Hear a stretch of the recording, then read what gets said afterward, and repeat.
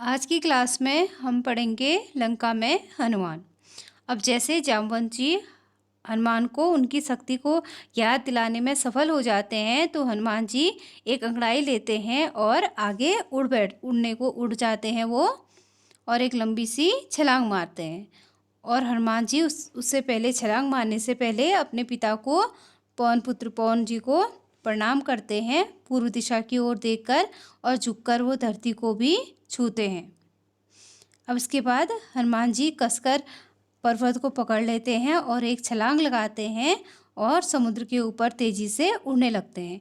तो हनुमान जी जिसमें छलांग लगाते हैं, तो जो बड़े से शिलाखंड अर्थात जो चट्टान के टुकड़े होते हैं वो आसमान में उड़ जाते हैं, और कुछ जो चट्टान के टुकड़े होते हैं वो टूटकर समुद्र में भी गिरने लगते हैं।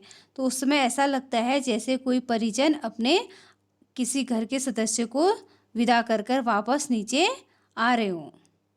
अब जो हनुमान जी महेंद्र पर्वत पर उड़ते हैं, तो उससे पहले महेंद्र पर्वत क्या होता है, बहुत ज़्यादा खूबसूरत होता है। उसमें बहुत सारी वनस्पति, जीव जंतु, पेड़ पौधे और लताएं अर्थात बेलें होती हैं। लेकिन हनुमान जी के छलांग के दबाव से पर्वत में एक दरक आ जाती है। ऐसा लगता है कि वहाँ भूचाल आ गया हो। वहाँ के वृक्ष कांपने लगते हैं, पूरा वन थरथराने लगता है, और जो बड़ी बड़ी चट्टानें होती हैं महेंद्र पर्वत की, नीचे लुढ़कने लगती हैं अर्थात गिरने लगती हैं। और जो वहाँ के पशु पक्षी हैं वो चित्कार मारकर अर्थात चिल्लाते हुए इधर उधर भागने लगते हैं। और कई जगह पे जल स्रोत भी फूटने लगते हैं और कहीं धुआं भी उठने लगता है। अब जो चट्टानों के टुकड़े होते हैं वो आपस में टकराते हैं, ऐसा लगता है जैसे आग जल रही हो। लेकिन हनुमान जी को महेंद्र पर्वत पर हो रही इस घटना के बारे में कुछ भी पता नहीं होता है। वो बिल्कुल बेखबर होते हैं इस सबसे, और वो आगे बढ़ते जाते हैं। अब उनका शरीर आसमान में ऐसा लगता है जैसे कोई बड़ी सी नाव आसमान में उड़ती हुई जा रही हो, और उनकी परछाई समुद्र में दिखाई देती है। अब समुद्र के अंदर एक पर्वत होता है मेनाक, जो बहुत ही खूबसूरत होता है, सुनहरा चमकीला, क्योंकि पहले वह समुद्र के अंदर होता है। और जब वह हनुमान जी को उड़ते हुए देखता है तो वो थोड़ा समुद्र से बाहर आ जाता है, और वो गीला होता है और उस पर सूर्य की किरणें पड़ रही होती हैं, तो वह बहुत ही चमकीला दिखाई देता है। अब जो मेनाक पर्वत होता है वो चाहता है कि हनुमान जी कुछ समय के लिए यहाँ पे विश्राम कर ले, और वह ऊपर उड़ जाता है। लेकिन हनुमान जी मेनाक पर्वत को अपने राम काज में बाधा समझकर वह आगे बढ़ने का प्रयास करते हैं। तो हनुमान जी के हाथ के बल से मेनाक पर्वत का एक सिरा क्या होता है, टूट जाता है। और हनुमान जी अपनी उड़ने की जो रफ्तार है थोड़ा ऊपर कर देते हैं, थोड़ा ऊपर उड़ना वो शुरू कर देते हैं। अब इसके बाद हनुमान जी के रास्ते में और भी बहुत सारी बाधाएं आती हैं। उनको मार्ग में एक राक्षसी मिलती है जिसका नाम होता है सुरसा, जो लंका की पहरिका का काम करती है, पहरे देने का काम करती है वो। अब वह शरीर में देखने में बहुत ज़्यादा विराट होती है, बड़ी होती है, और हनुमान जी को वो खा जाना चाहती है। लेकिन जो हनुमान जी हैं उनको पवन पुत्र कहा गया है, वह सुरसा को चकमा देकर उसके मुंह के अंदर प्रवेश करते हैं और बाहर निकल जाते हैं। अब उसके बाद हनुमान जी के सामने आती है राक्षसी सिंहिका, जो कि एक छाया राक्षसी है। वो हनुमान जी की परछाई को समुद्र में पकड़ लेती है जब हनुमान जी आसमान में उड़े होते हैं, क्योंकि हनुमान जी की जो परछाई है वो समुद्र में दिखाई देती है। अब हनुमान जी वहीं पे रुक जाते हैं, लेकिन सिंहिका को वो मार डालते हैं उसके बाद।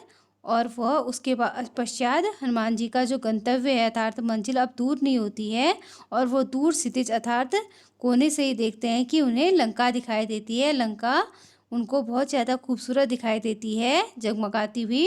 और हनुमान जी को आश्चर्य भी होता है कि एक राक्षस नगरी इतनी खूबसूरत भी हो सकती है। अब जो लंका नगरी है इतनी खूबसूरत इसलिए होती है क्योंकि उसको जो देवताओं के वास्तुशिल्पी हैं उन्होंने उसको बनाया होता है। अब हनुमान जी पूरी लंका नगरी का दृश्य अपनी आंखों में भर लेना चाहते हैं ताकि वह सीता की खोज में उनके काम आए।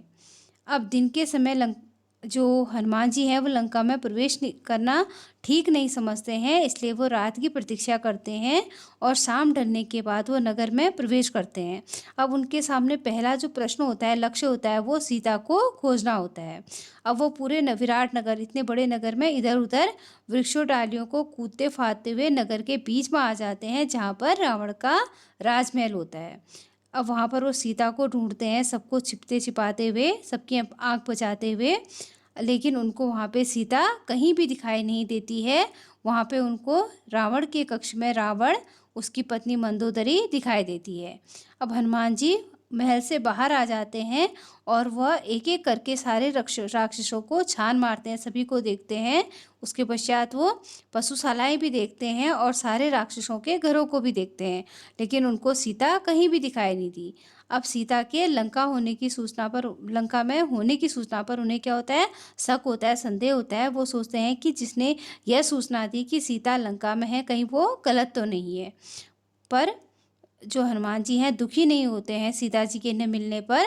वो सोचते हैं ज़रूर रावण ने उनको किसी गुप्त स्थान पर छिपा के रखा होगा, मैं उनको अवश्य ही ढूंढ निकालूंगा और सीता जी का पता लगाए बगैर मैं यहाँ से वापस नहीं जाऊंगा। अब ये पूरा वो पक्का निर्णय कर लेते हैं और वह जब जैसे ही अंतपुर से बाहर आते हैं तो वो देखते हैं कि रावण का रथ वहाँ पे खड़ा है, जो सोने का बना हुआ है और वह रत्नों से सजा हुआ है। अब वह देखकर हनुमान जी को थोड़ा शक होता है कि ज़रूर सीता यहीं पर होगी। अब उनका ध्यान जाता है नगर से लगी वाटिका, अर्थात जो बगीचा होता है वहाँ जाता है, जहाँ पे अशोक के ऊंचे ऊंचे पेड़ होते हैं, जो आकाश को छूने को आतुर होते हैं। अब हनुमान जी अब अशोक के पेड़ पे चढ़ जाते हैं। अब जब हनुमान जी अशोक के पेड़ पे चढ़ते हैं तो उसमें पत्ते, बहुत ज़्यादा पत्तों से घिरा होता है वो पेड़, तो कोई भी हनुमान जी को नहीं देख पाता है, लेकिन हनुमान जी बाहर सभी को देख लेते हैं। अब उसके पश्चात हनुमान जी रात का इंतजार करते हैं और अचानक वह वाटिका के कोने से किसी के आने की आवाज़ सुनते हैं। तो जो रावण होता है अपने राक्षसों के साथ पूरे राशि ठाट पाट के साथ वहाँ आ रहा होता है और वह सीता को धमकाने लगता है और सीता से कहता है कि तुम मेरी बात नहीं मान रही हो, और वह तरह तरह से सीता को डराता भी है और उसको बहलाता फुसलाता भी है। अब जो सीता जी हैं वह थोड़ा डर जाती हैं और डर के मारे वह कांपने लगती हैं, लेकिन फिर भी वह रावण को क्या करती है, रावण का तिरस्कार करती हैं, उनको डांटती हैं। अब रावण सीता से कहता है कि तुम्हें डरने की आवश्यकता नहीं है, मैं तुम्हें स्पर्श नहीं करूंगा जब तक तुम नहीं चाहोगी, लेकिन अभी तुम्हारे पास केवल 2 ही महीने का समय बचा है, मैंने तुम्हें 1 साल का समय दिया था। अब तुम सोच लो कि तुम मेरे तलवार से काट कर मरना पसंद करोगी या मेरी रानी बनकर राज करना पसंद करोगी। अब जो सीता होती हैं वो रावण को डांटते हुए कहती हैं कि ऐसा कभी नहीं होगा दुष्ट, मैं राम के सामने तुम्हारा कोई अस्तित्व नहीं है, और मुझे राम के पास पहुंचा दो, वे तुम्हें क्षमा कर देंगे और तुम्हारा सर्वनाश निश्चित है। लेकिन रावण सीता की एक नहीं सुनता है और वहाँ से वह पैर पटकता हुआ निकल जाता है। अब उसके बाद रात और क्या हो जाती है, गाढ़ी हो जाती है, गहरी हो जाती है, और रावण के जाने के बाद जो उसकी राक्षसियाँ होती हैं वो सीता जी को घेर लेती हैं और उसको तरह तरह से डराने धमकाने लगती हैं, और वो बोलती हैं कि तुम्हें रावण का प्रस्ताव स्वीकार कर लेना चाहिए और उसकी रानी बनकर तुम्हें राज करना चाहिए।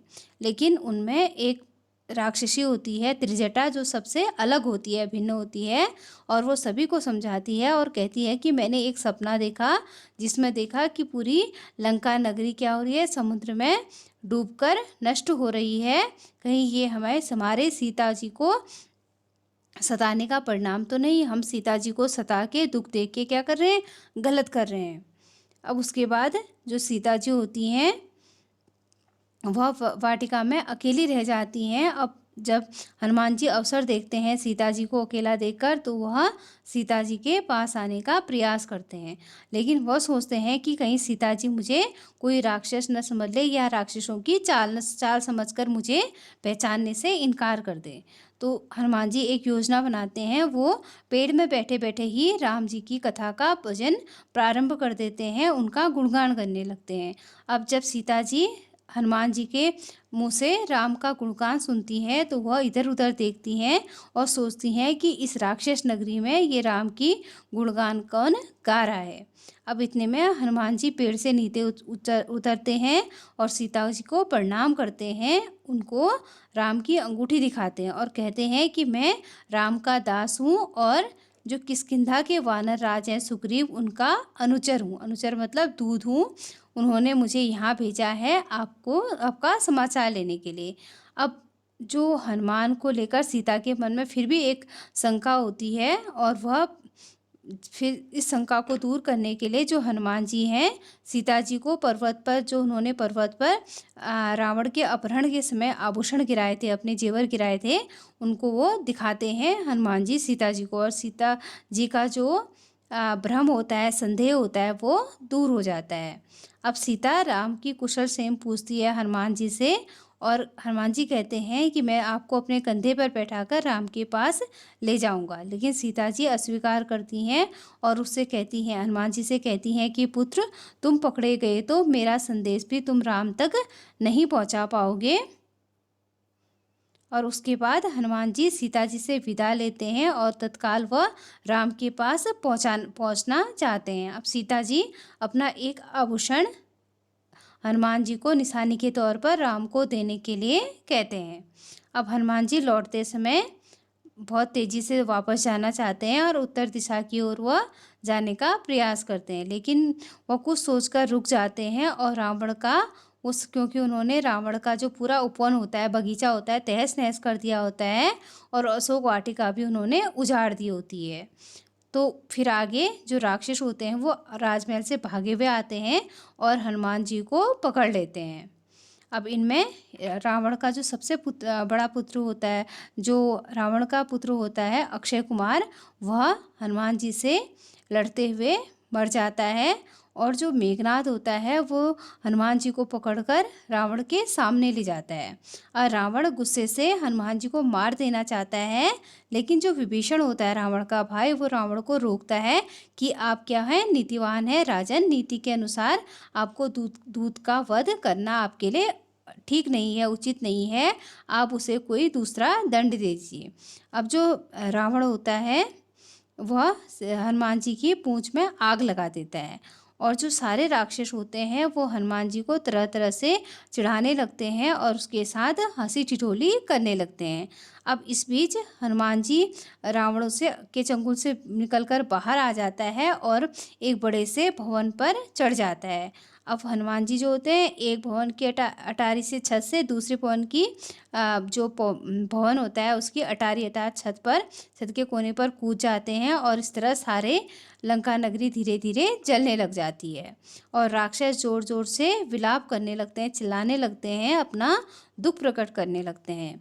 अब अचानक से हनुमान जी जब लंका जलने लगती है तो हनुमान जी को सीता जी की याद आती है और सोचते हैं कि कहीं अशोक वाटिका में भी आग न पहुंच गई हो और सीता जी को कोई नुकसान न पहुंचा हो। अब सीता जी की कुशलता जानने के लिए हनुमान जी दोबारा अशोक वाटिका में जाते हैं तो वहाँ देखते हैं कि जो अशोक वाटिका है जहाँ पे सीता जी बैठी हैं पेड़ के नीचे, वह आग से बिल्कुल क्या है, अप्रभावित है, वहाँ बिल्कुल भी आग नहीं लगी है। तो हनुमान जी सीता जी को प्रणाम कर कर उनका आशीर्वाद मांगते हैं और उत्तर दिशा की ओर वह उड़ चलते हैं। अब दूसरे तट पर समुद्र के किनारे पर सभी वानर, जिनमें अंगद होता है, जामवंत और अन्य वानर होते हैं, सभी हनुमान जी की प्रतीक्षा में रुके रहते हैं और जैसे वो हनुमान जी को देखते हैं तो वह सीता जी के बारे में हालचाल पूछते हैं। तो हनुमान जी सीता जी से भेंट का पूरा हाल बताते हैं, पूरी कहानी बताते हैं और कहते हैं कि मैंने सीता जी को देखा और मैं ये समाचार शीघ्र श्री राम के पास पहुंचाना चाहता हूँ, अधिक समय नहीं लगाना चाहता हूँ। तो जो सारे वानर हैं वो आपस में किलकारियाँ भरने लगते हैं, चिल्लाने लगते हैं खुशी से और प्रसन्न हो जाते हैं और सारे जो वानर सेना होती है उसमें उत्पात बढ़ जाता है।